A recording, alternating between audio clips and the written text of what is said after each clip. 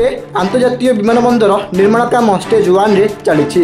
ଜଙ୍ଗଲ ଓ ପରିବେଶ ମନ୍ତ୍ରୀ ଗଣେଶ ରାମସିଂ ଖୁଣ୍ଟିଆ କହିଛନ୍ତି ଯେ ସମସ୍ତଙ୍କ ମତ ନେଇ କାମ ହେବ। ୱାଇଲ୍ଡ ଲାଇଫ୍ ଇନଷ୍ଟିଚ୍ୟୁଟ୍ ଅଫ୍ ଇଣ୍ଡିଆର ବିରୋଧ ଥିଲେ ମଧ୍ୟ ଏକ କମିଟି ଗଠନ କରାଯିବ ଏବଂ ସେ କମିଟିର ବିଚାରକୁ ଆଧାର କରି ପରବର୍ତ୍ତୀ ନିଷ୍ପତ୍ତି ନିଆଯିବ। ଗତ 4 ତାରିଖରେ କେନ୍ଦ୍ର ଜଙ୍ଗଲ ପରିବେଶ ଓ ଜଳବାୟୁ ପରିବର୍ତ୍ତନ ମନ୍ତ୍ରାଳୟ ବିମାନବନ୍ଦର ପାଇଁ ଜଙ୍ଗଲ ଜମି ମଞ୍ଜୁରୀ ଦେଇଛି।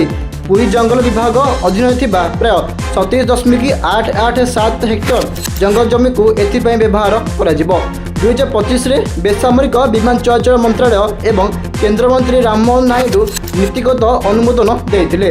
ପୁରୀ ହେଉଛି ବିଶ୍ୱପ୍ରସିଦ୍ଧ ଧାର୍ମିକ ପର୍ଯ୍ୟଟନସ୍ଥଳୀ। ବିମାନବନ୍ଦର ହେଲେ ଧାର୍ମିକ ପର୍ଯ୍ୟଟନ ଓ ଆଞ୍ଚଳିକ ବିକାଶ ହେବ।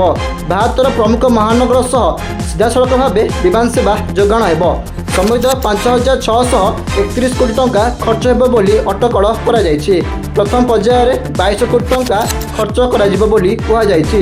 ନିର୍ମାଣ କାର୍ଯ୍ୟ ଦାୟିତ୍ୱ ୟୁନେସ୍କୋକୁ ଦିଆଯାଇଥିବା ବେଳେ ବର୍ତ୍ତମାନ ସୁଦ୍ଧା କେବଳ ପାଚେରୀ କାମ ଅଧା ସରିଛି।